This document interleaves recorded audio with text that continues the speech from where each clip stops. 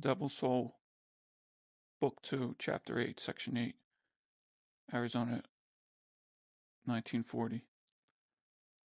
Fedor arrived in Phoenix in the mid-afternoon, stepping off a passenger train, the Santa Fe line.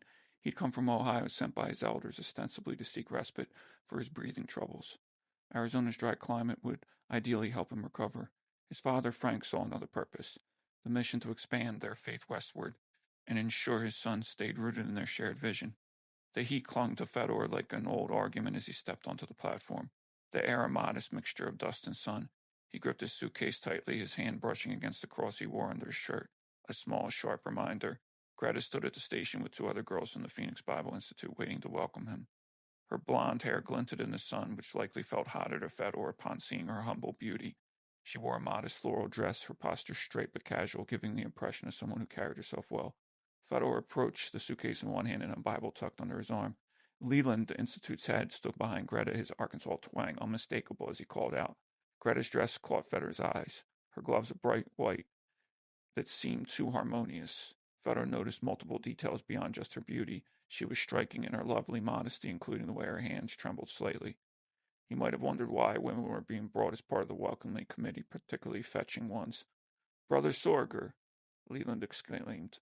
"This here is Greta Schmidt, one of our most devoted students. She is one of our stars." Greta extended her hand, her pale blue eyes meeting Fedor's briefly before dropping. "Welcome to Phoenix, Mr. Sorger." "Call me Fedor," he replied, his voice steady but soft. He noticed her slight accent, a maybe remnant of immigrant parents, which would have resonated with his own sense of his heritage. They didn't speak any more as Greta guided him to the car that would take them to the Institute's male dormitory house. Later, when he attended one of Leland's sermons, he saw Greta playing the piano during the hymns, her hands moving deftly over the keys. Something about the way she focused, composed yet passionate, seemed striking. Fedor saw her each Sunday service at the Institute. She continued to play the piano with a precision, but her fingers sometimes struck the keys as though each note was a task to be completed, rather than an offering of praise, a contrast with how she had seemed to use the playing to perform praise before. He watched her from his seat, perhaps seeing how she avoided looking at the congregation, how her body tensed at times. Over the next few weeks, Fedor and Greta crossed paths again and again. They shared meals among mixed company, and occasionally she was permitted to join him on walks through the city.